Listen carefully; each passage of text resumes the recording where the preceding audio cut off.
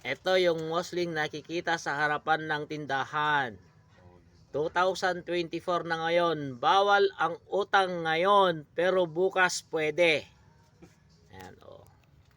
O, konti lang po ang kita ng mga tindahan. O, ang chichirya, konti lang yung kita. Pag inutang, wala nang kita. Kaya yung mga stores, mayroong mga ganito, bawal ang utang. Balak ko sanang uutang, kaso nga lang meron naman nakapaskil.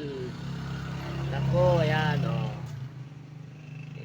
Tama nga naman, konti lang yung kita ng isang tindahan, tapos uutangin, lalong lalo na yung gin.